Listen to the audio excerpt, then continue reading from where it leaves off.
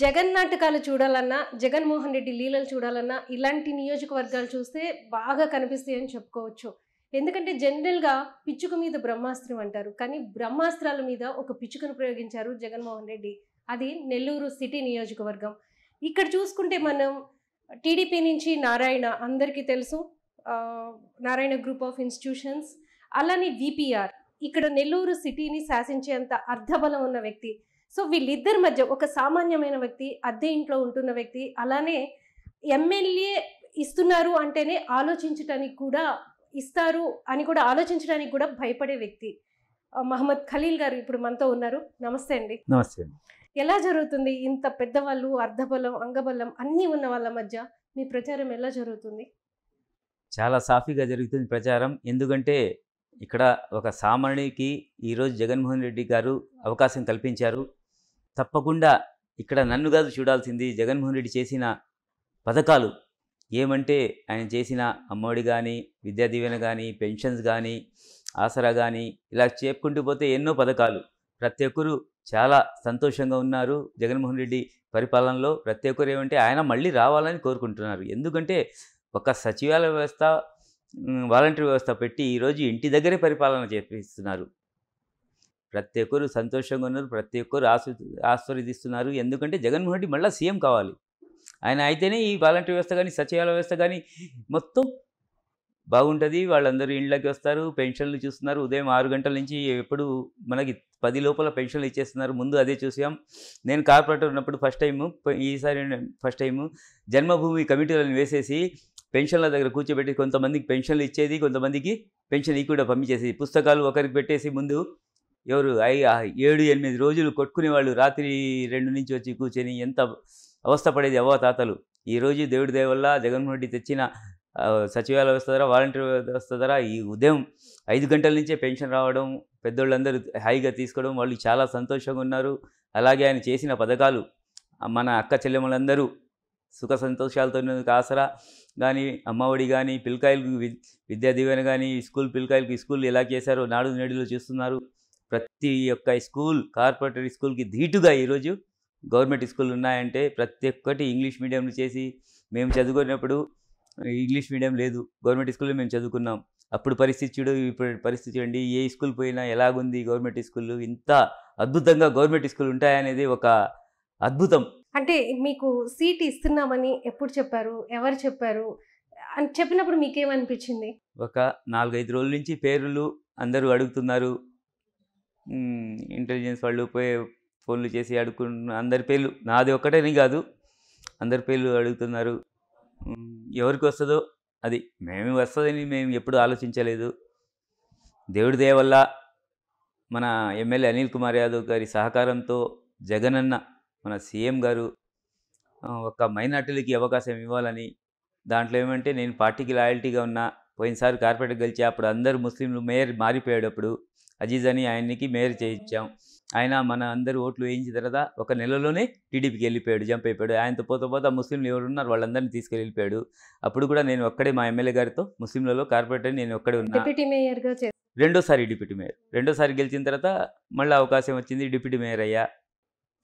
తర్వాత మళ్ళీ దేవుడు వచ్చిన అవకాశంతో జగనన్న గారు మైనార్టీలకి ఒక సీట్ ఇవ్వాలని, మన ప్రియతమ ముఖ్యమంత్రి గారు మైనార్టీకి ఒక సీట్ ఇవ్వాలని నా పేరు దాంట్లో రావడం నాకు ఒక ఆశ్చర్యం. అనిల్ కుమార్ యాదవ్ ఎందుకు మీకే ఇవ్వాలని అంత పట్టుబట్టారు? దానివల్ల చాలా మందికి మీరు వ్యతిరేకమైపోయారు, ఆయన వ్యతిరేకమైపోయారు ఈ నియోజకవర్గంలో. దానికి ఏం లేదే, అది అసలు వాస్తవం. ఎందుకంటే ఆయనకి వ్యతిరేకంగా ఉన్నవాళ్ళు ముందు నుంచి వ్యతిరేకంగా ఉన్నారు. వాళ్ళందరూ ముందు నుంచే వాళ్ళు ప్లాన్లు వేసుకొని ఈయన్ని సీట్ ఇది ఇక్కడదని వాళ్ళు ప్లాన్లు చేశారు. అంతే తప్ప నా కోసం వాళ్ళు పోయింది ఏం లే. వాళ్ళు ఏమంటే డబ్బు మనుషులు, డబ్బు ఆలోచించేవాళ్ళు. ఒక సామాన్యుడికి ఇస్తే వాళ్ళకి డబ్బులు సంపాదించడానికి వాళ్ళకి రాదు కదా అవకాశం. ఏంటి ఖర్చు ఎవరు పెట్టాలా అది ఆలోచించి వాళ్ళు వెళ్ళిపోయారు తప్ప నాతో వాళ్ళకి విభేదాలు లేవు. ఆయన మీతో కాదు, అనిల్ కుమార్ యాదవ్తో విభేదాలు ఉన్నప్పుడు వాళ్ళు మన పార్టీలో ఉన్నా కూడా మనకి ఎప్పుడు సిటీలో ఎక్కడ వాళ్ళకి ఇది లేదు. మేము ఆల్రెడీ వాళ్ళ వాటిలోనే ఇన్ఛార్జ్లు పెట్టుకొని చేసుకుంటున్నాం ముందు నుంచే. వాళ్ళు ఏమంటే వాళ్ళు ఎక్కడ అధికారం వస్తుందో ఏం ఆలోచించుకొని వాళ్ళకి సీట్ రాలేదని వాళ్ళు కూడా సీట్ ఆశించిన వాళ్ళు సీట్ ఆశించి వాళ్ళు కొంతమంది కార్పొరేట్ పక్కన పెట్టుకున్నారు. పార్టీకి ద్రోహం చేస్తారని ప్రతి ఒక్కరికి తెలుసు. మన అనిల్ కుమార్ యాదవ్ గారు మన ఎమ్మెల్యే గారికి కూడా తెలుసు. అయినా వాళ్ళు కూడా ఉన్నారు కదా, మనకు దేనికి ఒకరి మీద చెప్పాల్సిన అవసరం లేదని వదిలేస్తున్నారు. అది వాస్తవంగా వాళ్ళు. అనిల్ మీకు సీట్ ఇప్పించారు అంటే మీకు బాగా సపోర్ట్ చేస్తారని అన్నారు. ఇక్కడి నుంచి అనిల్ వెళ్ళిపోయారు. ఇప్పుడు మీకు ఎలా సపోర్ట్ చేస్తున్నారు? ఎలా ఉంది ఇక్కడ? ఆయన ఎప్పుడు మనకి సపోర్ట్ చేసేదే. ఎందుకంటే ఆయన కూడా ఎలక్షన్ ఎంపీ క్యాండిడేట్. అక్కడ ఆయన భుజాల మీద 7 మంది ఎమ్మెల్యేలు ఉన్నారు. ఆయనకి అక్కడ ఎలాగ ఉందంటే ఆయన అందరినీ గెలిపించుకురావాల పరిస్థితి ఆయనకి ఏర్పడింది అక్కడ. అందుకోసం ఏమంటే ఆయన అక్కడ ఫుల్ టైం స్పెండ్ చేయాల్సి వస్తుంది. లేకపోతే మన కోసం తప్పకుండా మనకి ఏ సహాయమైనా ఆయన తప్పకుండా చేస్తున్నాడు ముందు నుంచి. దాంట్లో ఇదేలే. ఇప్పుడు ఎలాంటి సపోర్ట్ ఇస్తున్నారు? ఇలాంటి సపోర్ట్ మొత్తం అయింది కదా, ఈ ఆఫీసు మొత్తం అయింది కదా, నాది ఏం లేదు. ఆయన ఆఫీసే మొత్తం వాళ్ళ మనుషులు ఇక్కడ ఉండేది. ఇప్పుడు ఆయన ద్వారానే స్టార్టింగ్ అయ్యా నేను. తర్వాత మన ఎంపీగా మన రాజ్యసభ్యులు విజయసాయిరెడ్డి అన్న వచ్చిన తర్వాత ఆయన ఫుల్ సపోర్ట్ ఇచ్చారు. అలాగే మన జిల్లా అధ్యక్షులు ఎంఎస్సి చంద్రశేఖర్ అన్న సపోర్ట్ చేస్తున్నారు అందరూ. ఈ మధ్య చంద్రశేఖర్ రెడ్డి గారు ఒక లెటర్ ఆయన పేరు మీద రిలీజ్ అయింది. అంటే అందరూ వచ్చి సపోర్ట్ చేయండి మీకు అని చెప్పేసి కొన్ని పేర్లు పెట్టి ఒక లెటర్ని రిలీజ్ చేశారు. అంటే ఎందుకు ఆ పరిస్థితి వస్తుంది? మీకు సపోర్ట్ చేయట్లేదా ఇక్కడ ఉన్న వాళ్ళందరూ? ఒక లెటర్ రిలీజ్ చేయాల్సిన లెటర్ హెడ్ మీద ఆ పరిస్థితి ఎందుకు వచ్చింది? నాకు దాని గురించి దగ్గర ఉంది కూడా లెటర్. రవి ఒకసారి ఫోన్ ఇవ్వు. సో అలా ఎందుకని ఇక్కడ మీకు సపోర్ట్ ఎలా ఉంది? ఇక్కడ లోకల్ లీడర్స్ అందరూ మీకు సపోర్ట్ ఇవ్వట్లేదా? బాగా ఇస్తున్నారు. మనతో ఉండే వాళ్ళందరూ బాగా ఇస్తున్నారు. కొన్ని దగ్గర ఏమంటే వాళ్ళు ఇప్పుడు నేను చెప్పా కదా, కొంతమంది కార్పొరేట్ డబ్బు ఆశ చూపించి తీసుకుపోయారు. కోట్ల రూపాయలు డబ్బు ఆశ చూపిస్తున్నారు. కోట్ల రూపాయలు ఏమంటే మేము ఎక్కడి నుంచి ఇస్తాం? మన దగ్గర అంత డబ్బు లేదు కదా. వాళ్ళు ఏమంటే కరోనాలో 100 కోట్లు సంపాదించుకున్నారు, 1000 కోట్లు నారాయణ గారు. అలాగే పిల్లకాయలు రక్తం పీల్చి కాలేజీలలో డబ్బు సంపాదించి ఆయన దగ్గర కావాల్సిన 1000 కోట్లు ఉన్నాయి. ఆయన ఎలక్షన్ అనగానే వచ్చి ఖర్చు పెడతాడు. అదే వేరే టైంలో రాడు కదా ఆయన. ఇదిగోండి లెటర్. ఈయన చంద్రశేఖర్ రెడ్డి గారి పేరు మీద రిలీజ్ అయింది. ఇందులో ముక్కాల ద్వారకానాథ్, ఆనంద్ జయకుమార్ రెడ్డి, మనుక్రాంత్ రెడ్డి, పెన్షన్ రెడ్డి, సుధీర్ వీళ్ళందరినీ కూడా వీళ్ళకి కొన్ని సిటీ లేదు వచ్చి పని చేయమని కాదు, అది వాళ్ళకి కొన్ని వార్డులు ఇన్ఛార్జ్ ఇచ్చారు. అదే పని చేసుకుని వార్డులు ఇన్ఛార్జ్ ఇచ్చారు. ఇలా అంటే ఇది ఆల్రెడీ ఇంత ముందే ఉంది కదా. లేదు ఇది లేదు. వార్డ్ కార్పొరేటర్లు ఉన్నారు. కొన్ని వార్డులకు ఏమంటే ఒక 4-5 వార్డులకు ఒక్కొక్కరిని ఇన్ఛార్జ్ చేశారు. ఏమంటే మొత్తం కొంచెం ఒక్కరే చూడలేరు కదా. 5 వార్డులు వేస్తే వాళ్ళు ఆ వార్డులలో పోయి చూస్తారు. ఏదో ఒక అలిగేషన్ ఉంటాయి కదా, కమ్యూనికేషన్ గ్యాప్ ఉంటుంది కొంతమందికి, నాయకులకి, కార్యకర్తలకి. అది దానికోసం ఏమంటే ఒక ఇన్ఛార్జ్ అని వేశారు అంతే. ప్రతి ఒక్క ఎలక్షన్లో వేస్తారు ఇలాగా. ఈ ఎలక్షన్ కాదు, ప్రతి ఒక్క ఎలక్షన్ వేస్తారు కంపల్సరీ. మీ రాజకీయ ప్రస్థానం ఎలా స్టార్ట్ అయింది? అసలు ఈరోజు ఒక సామాన్య కార్యకర్త నుంచి ఎమ్మెల్యే అభ్యర్థిగా పోటీ చేయడానికి మధ్య మీ ప్రస్థానం ఏంటి? అసలు ఎలా మీరు ఈ పార్టీలో జగన్మోహన్ రెడ్డి గారితో కలిసి పనిచేశారు? ఎలా జరిగింది? నేను ఫస్ట్ నుంచి డివైఎఫ్ఐలో పనిచేస్తున్నా. స్కూల్ హయాం నుంచి నేను టౌన్ కమిటీలో 20 సంవత్సరాలు పనిచేశా డివైఎఫ్ఐ. దాని తర్వాత సిపిఎం పార్టీ సభ్యుడిగా పనిచేశా. తర్వాత నాకు నచ్చక గమ్ముగా అయిపోయినా. తర్వాత అనిల్ కుమార్ యాదవ్ గారు కాంగ్రెస్లో నిలబడ్డారు. అప్పుడు మేము సిపిఎంలో ఉన్నాం. దాని తర్వాత వైఎస్ఆర్ మన జగన్మోహన్ రెడ్డి, వైఎస్ రాజశేఖర రెడ్డి చనిపోయిన తర్వాత జగన్మోహన్ రెడ్డి పాదయాత్ర చేసిన ఆయన పార్టీ పెట్టిన తర్వాత మన నెల్లూరు సిటీ ఎమ్మెల్యే అనిల్ కుమార్ యాదవ్ గారు అందరూ ఆ పార్టీలో పోయారు. అప్పుడు నాకు కూడా పిలుపు వచ్చింది ఆయన తరపు నుంచి. పిలుపు వచ్చిన తర్వాత తప్పకుండా ముస్లింలలో అప్పుడు నేను ఒక పెద్ద సభ పెట్టి మేము చేరాం. నేను నా ఫ్రెండ్స్ అందరూ సిపిఎంలో ఉన్న వాళ్ళందరూ అప్పుడు మేము చేరాం. అప్పటి నుంచి మేము పార్టీ పెట్టిన ఆయనతోనే నడుస్తున్నాం. ఆయనకి మళ్ళీ ఎమ్మెల్యేగా అవకాశం వచ్చింది. తప్పకుండా భారీ మెజార్టీస్ గెలిపించుకున్నాం. రెండోసారి మళ్ళీ అవకాశమే వచ్చింది.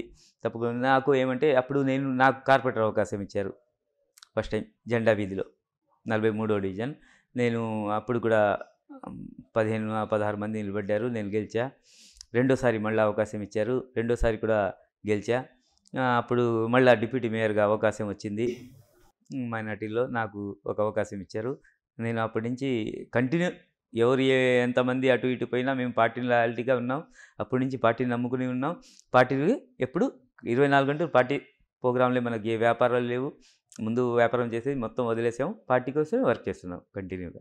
అంటే ఇప్పుడు మీకు ఈ సీట్ ఇచ్చినప్పుడు అంటే ఒకవేళ భయమే లేదా? ఎందుకంటే ఇటువైపు నుంచి నెల్లూరు పార్లమెంట్కేమో విపిఆర్, ఇటేమో నారాయణ, మీరేమో అద్దీంట్లో ఉంటున్నారు. మీరే చెప్పారు ఇంతకుముందు, అసలు నాకు ఆలోచనే లేదు ఎమ్మెల్యే గురించి ఆలోచించే స్తోమత కూడా నాది కాదు అన్నారు. మీకేమనిపించింది? ఇప్పుడు ఎలక్షన్ అంటే చాలా ఖర్చు, చాలా ఇది ఉంటుంది కదా! ఎలా చేసుకుంటున్నారు? అది మొత్తం మన పార్టీ చేసుకుంటుంది. నాకు భయం అనేది వేసింది. ఎందుకంటే వీళ్ళలో నేను అసలు తూగగలనా లేనా అనేది ఒక తర్వాత దేవుడి దయ వల్ల జగన్మోహన్ రెడ్డి చేసిన పథకాలు, అలాగే మన సిటీ ఎమ్మెల్యే అనిల్ కుమార్ యాదవ్ గారు చేసిన అభివృద్ధి, మన నెల్లూరు సిటీలోనే 1170 కోట్లతో అభివృద్ధి చేసినాం. అలాగే జగనన్న చేసిన పథకాలు 85% పథకాలు మనకు నెల్లూరు సిటీలో ఇచ్చినాం. అది ఒక్కటే మనకు. నారాయణ టీడీపీలో ఉన్నప్పుడు ఇక్కడ 5,000 కోట్లతో సిటీ అభివృద్ధి చేశామని చెప్తున్నారు. మీరేమో అనిల్ ఉన్నప్పుడు 11,000 చిల్లర చెప్తున్నారు. కానీ సిటీలో ఈ రోజుకి సమస్యలు అలానే ఉన్నాయి. ఒక పెద్ద వర్షం వస్తే నీళ్లు నిలబడిపోతున్నాయి, వెహికల్స్ వెళ్ళే పరిస్థితి కనిపించట్లేదు. ఇలాంటి పరిస్థితులన్నీ ఇంకా ఎందుకని కొనసాగుతున్నాయి? నేను ఆయన 5,000 కోట్లతో ఏం చేశాడో ఆయనకి తెలియాలా? నేను మా ఎమ్మెల్యే గారు ఏం చేశారో నేను క్లియర్గా చెప్తా. Penna barrage, Penna rivet wall 100 కోట్లతో జరుగుతుంది. జాఫర్ కాలువ రివిట్ వాల్ 100 కోట్లు జరుగుతుంది. ఫ్లైఓవర్ ఒకటి జరిగింది. పెన్నా బ్రిడ్జి ఒకటి కొత్తది వేస్తున్నాం, ఇంకోటి 100 కోట్ల జరుగుతుంది. అలాగే పెన్నా బ్యారేజ్ దగ్గర రోడ్ మొత్తం అక్కడ చేసాం. చూసారు ఎలాగ గలీజు ఉంది, ఇప్పుడు ఎలాగుందో అక్కడ మొత్తం. ప్రతి ఒక్క వార్డులో సిమెంట్ రోడ్లు వేసుకున్నాం. 32 పార్కులు కట్టాం. షాదీ మహల్ కట్టాం. గోష హాస్పిటల్ కట్టాం. హెల్త్ క్లినిక్లు 8 కట్టాం. నాడు నేడు స్కూళ్ళలో ప్రతి ఒక్క గవర్నమెంట్ స్కూళ్ళు, కార్పొరేట్ దీటుగా ఒక్క బీఎస్సీ స్కూల్ని చూడండి, 3 స్టేడియంలు కట్టిన లోపల స్కూల్లోనే, గవర్నమెంట్ స్కూల్లో. రాష్ట్రంలోనే అలాగ ఉండదు. హై స్కూల్ పోయి చూడండి ఒకసారి. ఇంత డెవలప్ చేసుకున్నాం. నేను ప్రతి ఒక్క వార్డులో సిమెంట్ రోడ్లు, ప్రతి ఒక్క వార్డులో కోట్ల రూపాయలతో జరిగింది. ఇలా చూసుకుని పోతే తప్పకుండా మీరు నేను చేసిన డబ్బులు మీరు లెక్క పెట్టుకోవచ్చు. అభివృద్ధి చేసి ఆయన ఈ 5,000 చిల్లర కోట్లతో ఎక్కడ వేశాడు, ఎవరి జేబులో వేశాడో ఆయనకు తెలియాలా, మనకు తెలియదు కదా. ఆయన చేసింది హట్కో అప్పు 10% వడ్డీ నిధులతో తెచ్చి 900 కోట్ల రూపాయలు కార్పొరేషన్ హట్కో 10% వడ్డీ తెచ్చి అది అండర్ డ్రైనేజ్ అని వాటర్ అని చేశాడు. అది కూడా కంప్లీట్ చేయలే. అది కూడా ఆయన చేసింది ఎన్ని వార్డులు, 12 వార్డులు ఏమో. ఎందుకంటే మనకు 13 వార్డులు ఆల్రెడీ 30-40 సంవత్సరాలు అండర్ డ్రైనేజ్ ఉంది. ఆయన చేసింది అది తవ్వేసి అప్పటికప్పుడే రోడ్లు వేసి కొన్ని ఏరియాల్లో వాళ్ళ నాయకులకి డబ్బులు తినిపించడానికి చేసిన పనులు ఆయన జేబులో వేసుకునే పనులే తప్ప వేరేది ఏం చేశారో చెప్పమనండి సిటీలో ఒక్క పని. సో ఇప్పుడు మీరు ఇక్కడ ఏం చేయబోతున్నారు? ఇంకా ఎందుకని డ్రైనేజ్ సమస్య ఎక్కడిదక్కడే ఎందుకని ఉంది? ఇంకా ఇంత వర్క్స్ చేస్తున్నా కూడా డ్రైనేజ్ సమస్య ఎందుకుందంటే అసలు అండర్ డ్రైనేజ్ ఒక కనెక్షన్ ఇవ్వలేదు కదా, కంప్లీట్ చేయలేదు ఆయన. కొన్ని వార్డులు చేసి సిమెంట్ రోడ్లు వేసేసి ఊరికని చూపించారు. అది కూడా లెవెలింగ్. అది సరే, ఈ 5 సంవత్సరాల్లో అనిల్ కుమార్ యాదవే ఉన్నారు కదా ఇక్కడ. సో ఈయన ఏం చేశారు వచ్చిన తర్వాత? ఎందుకని ఇంకా ఇప్పటికీ ఆ సమస్యల గురించి జనం చెప్తున్నారు? ఈ డ్రైనేజ్ సమస్య కావచ్చు, వాటర్, ఎందుకని అది పరిష్కారం? మనకి వాటర్స్ ప్రాబ్లమే లేదు ఎక్కడ నెల్లూరు సిటీలో. డ్రైనేజ్ సమస్య అంటే మనకి చిన్న చిన్న డ్రైన్లు, కొంచెం కాలువలు సిల్ట్ తీయాలి, పెద్ద కాలువలు. ఎక్కడంటే అక్కడ మూసేస్తున్నారు కొన్ని కాలువలు, పెద్ద కాలువలు. అవి ఏమంటే సిల్ట్ తీసేయాలి. అవి కొన్ని టైంలో సిల్ట్ తీయకపోతే అక్కడ స్టక్ అవుద్ది. అది మామూలే. కొన్ని దగ్గర ఆకుపోయి కొన్ని అవి ఉన్నాయి. అయినా మేము మొత్తం కాలువలకి రివిట్ వాల్ కట్టుకుంటా వాళ్ళకి ఎవ్వరు ఒక్క ఇల్లు పోకుండా 5,000 పట్టాలు ఇచ్చాం. కాలువ పక్కన ఉండే మొత్తం తీసేయాలి. 5,000 ఇల్లు, ఒక్క ఇల్లు తీయకుండా 5,000 పట్టాలు ఇచ్చి రివిట్ వాల్ కట్టుకుంటూ పోతున్నాం. ఎవ్వరికి ఒక్కరిని మనం తీయాల్సిన అవసరం లేదు. వాళ్ళు ఎక్కడ ఉండే వాళ్ళు అక్కడే ఉంటారు. ఇది చేసుకుంటూ పోతున్నాం అంతే తప్ప ఈ సమస్య ఏమంటే కొన్ని ఏరియాల్లో కొంచెం డౌనింగ్ ఉంటుంది. వర్షం వచ్చినప్పుడు కొన్ని నీళ్ళు ఉడితే అరగంట, అది మామూలే. డౌన్ ఏరియాలో ఒక అరగంట నీళ్ళు ఉంటుంది, తర్వాత వెళ్ళిపోద్ది వర్షం ఉన్నప్పుడు ఎక్కువ. సో మీ నియోజకవర్గంలో ఎక్కువగా వలసలు వెళ్ళిపోతున్నారు టీడీపీ వైపు. ఇక్కడి నుంచి టీడీపీ పార్టీకి ఎక్కువ మంది జంప్ అయిపోతున్నారు. ఎందుకని? మీ అభ్యర్థిత్వం నచ్చలేదా వాళ్ళకి? లేకపోతే జగన్మోహన్ రెడ్డి పథకాలు నచ్చలేదా? లేకపోతే అటువైపు నుంచి ఏమన్నా మంచి అట్రాక్షన్ ఉన్న తాయిలాలు ఏమన్నా వాళ్ళకి వస్తున్నాయంటారా? తాయిలాల కోసం పోతున్నారు తప్ప వేరే జనాలు ఎవరు పోవడం లేదు కదా. మనకు కావాల్సింది ఓటర్లు, జనాలు. వాళ్ళు ఎవరు పోవడం లేదు కదా. పోయేది ఎవరు? నాయకులు. ఇప్పుడు నాయకులు ఓట్లు చెప్తే 100 ఓట్లు వేసే స్తోమత ఎవరికి లేదు. ఎందుకంటే జగన్మోహన్ రెడ్డి మన సీఎం గారు వచ్చిన తర్వాత ఒక వాలంటరీ వ్యవస్థ పెట్టిన తర్వాత ఎవ్వరికి ఇది లేదు. ఎక్కడైనా పని కావాలంటే ముందు కార్పొరేటర్ దగ్గర వచ్చేది. ఇప్పుడు కార్పొరేటర్తో పని అవసరం లేదు. ఎక్కడైనా డైరెక్ట్ వాళ్ళు పోతున్నారు సచివాలయానికి. ఎవరు అర్హులు ఉన్నారో వాళ్ళకి తప్పకుండా పనులు అయిపోతున్నాయి. వాలంటరీ పోతున్నాడు. వాళ్ళకి ఏమైనా అవసరం కావాలంటే ఇది చేసుకుపోతున్నారు తప్ప సర్టిఫికెట్లు కానీ, పెన్షన్ కానీ, అమ్మఒడి కానీ, ఆసరా కానీ ఇలాంటి ఎన్నో పథకాలు విద్యా దీవెనలు మొత్తం అప్లై చేసుకుంటూ అవుతున్నారు. కార్పొరేటర్తో అవసరం లేదు. కార్పొరేటర్ పోయినా నేను పోయి ఒక 5,000 ఓట్లు, 2,000 ఓట్లు, 100 ఓట్లు ఆ పరిస్థితి లేదు. ఇప్పుడు ఎవరి నాయకత్వం నచ్చిందో మంచి చేస్తేనే ఓటేయండి అని డైరెక్ట్గా మన సీఎం గారు చెప్పారు. మీ ఇంటికి మంచి జరిగితే ఓటేయండి. అదే మాట అడుగుతున్నాం. మీకు మంచి జరిగితే మనకు ఓటేయండి. అంతే తప్ప వేరేదిలా తాయిలాలు కొంతమంది తీసుకొని పోతున్నారు. అది నాయకులు మామూలు ఎలక్షన్ వచ్చినప్పుడు ఎవరు తాయిలాల కోసం చూసుకొని ఉంటారు. అది ఎలక్షన్ వస్తే కొంచెం అది కంపల్సరీ కొంతమంది ఉంటారు. అంటే డబ్బు ఈ నియోజకవర్గంలో ఎలాంటి ప్రభావం చూపదా? ఎందుకంటే మన స్టేట్ మొత్తం చూసుకున్నా కూడా ఇక్కడ ఖర్చు పెట్టే స్తోమత ఉన్నంత నాయకులు మిగతా చోట్ల మనకు కనిపించరు. ఎందుకంటే ఇక్కడ ఎంపీ, ఎమ్మెల్యే కొన్ని చోట్ల ఏంటంటే ఎంపీ స్ట్రాంగ్, ఎమ్మెల్యే వీక్ ఉంటారు. కొన్ని చోట్ల ఎమ్మెల్యే స్ట్రాంగ్ ఉండి ఎంపీ వీక్ ఉంటారు. మీ నియోజకవర్గంలోకి వస్తే ఇద్దరు జైంట్స్ అనమాట డబ్బులు ఖర్చు పెట్టడంలో. సో మీ ఎలాంటి ప్రభావం చూపెట్టదా? ఓటర్లని ఆకర్షించే ఇది ఏమీ ఉండదంటారా? వాళ్ళు ఈరోజు ఖర్చు పెడుతున్నారు. వాళ్ళ గురించి ప్రతి ఒక్కరు తెలుసు కదా. వాళ్ళు రేపు ఉంటారా? నారాయణ గారు 2 నెలల నుంచి తిరుగుతున్నారు. ఎప్పుడైనా ఆయన కరోనా కాలంలో ఎప్పుడైనా వచ్చాడా? ఒక్కరోజు ₹1 పిల్లికి బిచ్చమైనా వేశాడా? ఒక్కరిని ఫ్రీగా చూపించాడా? ఒక్కరిని చదివిపించాడా? వాళ్ళ కాలేజీలోనే ఎంతమంది చనిపోయారు ఆడమ్మాయిలు సూసైడ్ చేసుకుని. ఒక్కసారైనా పోయి పరామర్శించాడా? నెల్లూరులో ఉండి కూడా ఏంటి ఈరోజు ఎలక్షన్లని ఆయన నిలబడ్డాడని వచ్చి ఏరియాలో తిరుగుతున్నాడు, నాయకులను కొంటున్నాడు. ఇన్ని సంవత్సరాలు ఇవ్వచ్చు కదా, 4.5 సంవత్సరాల నుంచి రావచ్చు కదా. ఒక్క కార్యకర్తని పేరు పిలిచే ఇదే ఉంది ఆయనకి. ఆయన డబ్బుతో ఎలక్షన్ గెలవాలా, ఆయన ఎలాగైనా ఎలక్షన్ గెలవాలా అంతే తప్ప అందుకోసం ఒక టీమ్ అని పెట్టుకొని కొన్ని వేల మందిని పెట్టుకొని ఆయన ఎలక్షన్ క్యాంపెయినింగ్ చేసుకుంటున్నాడు. ఎంపీ అభ్యర్థి మీ పార్టీ నుంచి వెళ్ళిపోయారు కదా. నిన్న మొన్నటి వరకు వైసీపీలోనే ఉండి జస్ట్ ఎలక్షన్కి వెళ్ళారు విపిఆర్ గారు. సో ఆయన ఇంపాక్ట్ ఎంత ఉంటుంది ఏది ఇక్కడ ఈ నియోజకవర్గం మీద? యాంటీగా ఆయన్ని చూసి వైసీపీకి ఉన్న వాళ్ళు ఎంతమంది వెళ్తారు, ఎంతమంది వాళ్ళకి సపోర్ట్ చేస్తారు? ఆయనకు చూసి వైసీపీ వాళ్ళు ఎవరు పోరు. ముందు ఎవరు పోయినారో మా ఎమ్మెల్యే అనిల్ కుమార్ దగ్గర కొంతమంది వెళ్ళిపోయారు. అప్పుడు వాళ్ళు పోయారు తప్ప వేరే వాళ్ళు వేయలేదు. 2-3 కార్పొరేటర్లను వాళ్ళు కొన్నారు కోట్లు పెట్టి. డబ్బుకు ఆశపడే వాళ్ళే. రేపు వాళ్ళకి భవిష్యత్తు ఉండదు కదా. మా సీట్ మీద గెలిచి వాళ్ళకి ఇది సిగ్గు శరం ఉంటే ఏం చేయాలా? రాజీనామా చేసి పోవాలా? అది లేకుండా పోయారు కదా. ఆయన పెద్ద మనిషి, ఆయనకు కూడా ఇది ఉండాలి కదా.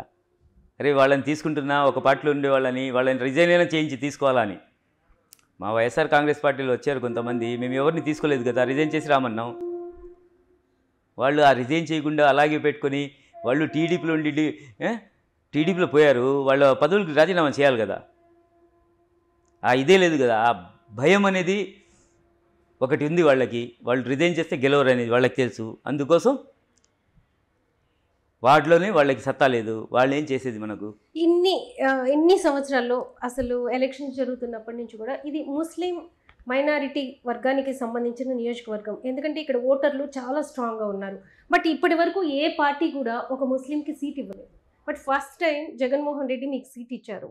సో ఎలా అనుకుంటున్నారు? ముస్లిం కమ్యూనిటీలో ఎలా ఉంది? మా ఓడికి ఇచ్చారని అందరూ మీకు సపోర్ట్ చేస్తున్నారా, లేకపోతే చేంజ్ అంటే స్ప్లిట్స్ ఉన్నాయి ఇక్కడ కూడా?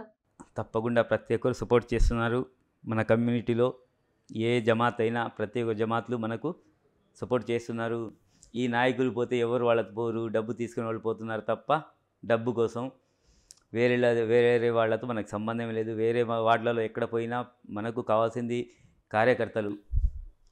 కార్యకర్తలు జనాలు. మనకు ఓటేసేది ఎవరు? నాయకుడు పోతే నాయకుడు 100 ఓట్లు ఉండవు కదా. ఇప్పుడు లేవు ఆ పరిస్థితి. ఏమంటే మైనారిటీస్లో పూర్తి మద్దతు ఉందా మీకు? తప్పకుండా ప్రతి ఒక్క కమ్యూనిటీ, ముస్లిం కమ్యూనిటీలో ప్రతి ఒక్క జమాత్లు ఉంటాయి. ప్రతి ఒక్క జమాత్ వాళ్ళు చేస్తారు. ఎందుకంటే ఒకే ఒక మాట క్లియర్గా, బీజేపీ టీడీపీ కలిసింది. వాళ్ళు డైరెక్ట్ చెప్తున్నారు, జనసేన ఈ 3 కలిసి ఏం చెప్తారు? మొన్న స్టేట్మెంట్ ఇచ్చారు, మసీదులు పగలగొడతాం, చర్చ్లు పగలగొడతాం, దర్గాలు పగలగొడతాం అని. ఇంకోటి ఏం చెప్తున్నారు? రెండోసారి మళ్ళా 4% రిజర్వేషన్ తీసేస్తాం. మనకి ఇచ్చింది వైఎస్ రాజశేఖర రెడ్డి. మన ముస్లిం కమ్యూనిటీ చాలా వెనుకబడి ఉన్నారని 4% రిజర్వేషన్ కల్పించారు. ఆయన కల్పించిన తర్వాత మన ముస్లిం మైనార్టీ వాళ్ళు పిల్లకాయలు చదువుకొని ఈరోజు డాక్టర్లు, ఇంజనీర్లు ఎంతోమంది అయి ఉన్నారు. దేవుడి దయ వల్ల ఆయన మన వైఎస్ రాజశేఖర రెడ్డి సహాయంతో ఈరోజు మన పిల్లకాయలు డాక్టర్లు, ఇంజనీర్లు, ఆరోగ్యశ్రీ పెట్టిన తర్వాత మనకి హాస్పిటల్ పోయి గుండె ఆపరేషన్ చేసుకునే స్తోమత లేదు చాలామందికి. ముస్లింలు ఎక్కువ బీదవాళ్ళు ఉంటారు, ఎక్కువ కూలి పని చేసుకునే వాళ్ళు ఉంటారు, మెకానిక్ పనులు, బంగారు పనులు ఇలా చేసుకునే వాళ్ళు ఉంటారు. వాళ్ళు అప్పుడు తెలీదు. అలాంటి వాళ్ళు ఈరోజు హాయిగా పోయి కార్పొరేట్ హాస్పిటల్లో పోయి ఆరోగ్యశ్రీ తీసుకొని పోయి 5 లక్షల నుండి 25 లక్షలు చేశారు మన సీఎం గారు. హార్ట్ ఆపరేషన్ కానీ ఏమని చేపించుకుంటున్నారు. ఆయనకి ఎవ్వరు మర్చిపోరు వైఎస్ఆర్ రాజశేఖర్ని. ఆయన తనయుడు జగన్మోహన్ రెడ్డి, ఆయన కూడా ఎవరు మర్చిపోరు. తప్పకుండా వైఎస్ఆర్ కాంగ్రెస్ పార్టీ మైనార్టీలకి అది కూడా 7 ఎమ్మెల్యే స్థానాలు ఇచ్చారు ఈసారి. స్టేట్ మొత్తం మీద ఏ పార్టీ మనకి ఇంతవరకు ఇలా. మనకి డిప్యూటీ సీఎం ఇచ్చారు పోయినసారి. 5 ఎమ్మెల్యేలు ఇచ్చారు, 4 గెలిచారు, ఒక డిప్యూటీ సీఎం ఇచ్చారు. దాంట్లో 4 ఎమ్మెల్సీలు ఇచ్చారు. ఎన్నో స్టేట్ కార్పొరేషన్ చైర్మన్లు, మేయర్లు, డిప్యూటీ మేయర్లు ఇలా చూసుకుంటే ఎప్పుడు లేదు. అంతా డెవలప్ చేశారు ముస్లింలకి. ముస్లింకనే కాదు, ఎస్టీ మైనార్టీ ప్రతి ఒక్క కులానికి కార్పొరేషన్ పెట్టి వాళ్ళకి చైర్మన్ చేసి ప్రతి ఒక్కరు కులానికి మతాలకి అతీతంగా ఈరోజు జగన్మోహన్ రెడ్డి మన సీఎం గారు చేసిన ప్రతి ఒక్క కమ్యూనిటీ ఆయనకి సీఎం చేసుకోవాలని ముందుకు వస్తున్నారు. ప్రచారం ఎలా జరుగుతుంది ఇక్కడ? అంటే ఈ నియోజకవర్గంలో ఏం చేస్తామని మీరు చెప్తున్నారు? ఎలాంటి హామీలు ఇస్తున్నారు ఇక్కడ ప్రజలకి మీరు? ఇక్కడ జగన్ చేసిన పథకాలు మెయిన్, తర్వాత అనిల్ చేసిన అభివృద్ధి, అలాగే ఏ మిగిలిన పనులు తప్పకుండా అవి చేసుకుంటూ ఒక నెల్లూరు సిటీని గ్రీన్ సిటీ లాగా తయారు చేసి, ఎందుకంటే కరెంట్ వైర్స్ ఉన్నాయి కదా, అండర్ గ్రౌండ్ పంపించి దాన్ని ఒక గ్రీన్ సిటీ లాగా తయారు చేద్దాం అని. ఏమంటే మన విజయసాయి రెడ్డి అన్న ఎంపీ అభ్యర్థికి రావడం, ఆయన ముందు మేము చెప్పిన తర్వాత ఆయన ప్రతిపాదించడం, తప్పకుండా దీన్ని వైర్లు మొత్తం అండర్ చేసి మేము ఒక గ్రీన్ సిటీ లాగా తయారు చేసుకుంటాం. అలాగే ఐటీ హబ్ ఒకటి పెడదాం, ఎందుకంటే ఇక్కడ ఉద్యోగ అవకాశాలు లేవు. ప్రతి ఒక్కరు చెన్నై, హైదరాబాద్, ఢిల్లీ పోతున్నారు. అందుకోసం ఒక ఐటీ హబ్ పెడితే ఇక్కడ ప్రతి ఒక్కరు ఇక్కడ చదువుకున్న పిల్లకాయలు ఇక్కడే వాళ్ళకి ఇండస్ట్రీస్ మేము తెప్పించుకుంటే వాళ్ళు ఇక్కడే జాబ్లు చేసుకుంటారు. అలాగే ప్రతి ఒక్క 6 నెలలకు ఒకసారి జాబ్ మేళా పెట్టి తప్పకుండా వాళ్ళకి జాబ్లు వచ్చేలాగా ప్లాన్ చేద్దాం. ప్రతి ఒక్కరు ఏ కులానికి మతాలకి అతీతంగా ప్రతి ఒక్కరు ఇక్కడే ఐటీ హబ్ తయారు చేసి ఇక్కడే జాబ్ చేసి మన పిల్లకాయలు ఇక్కడే ఉంటారు అని ఖచ్చితంగా చెప్తున్నాం. ఎందుకంటే మన విజయసాయి రెడ్డి ఎంపీగా వచ్చిన తర్వాత ఆయన ఒక పెద్ద నాయకులు, మీరు అందరికీ తెలుసు, రాజ్యసభ సభ్యులు. ఆయన ఢిల్లీలోనే చక్రం తిప్పి ఏమి అవసరం ఉన్నా తీసుకొచ్చారు. ఆయన మనకి తోడున్నంతవరకు తప్పకుండా ఒక గ్రీన్ సిటీ లాగా తయారు చేసుకుంటాం. నెల్లూరు సిటీని ఒక ఐటీ హబ్ లాగా తయారు చేసుకుని తప్పకుండా వచ్చే తరానికి ఒక ఆదర్శంగా నెల్లూరు సిటీని తయారు చేస్తాం. థ్యాంక్ యూ సో మచ్ అండి, చాలా విషయాలు చెప్పారు. Please subscribe Telugu politics.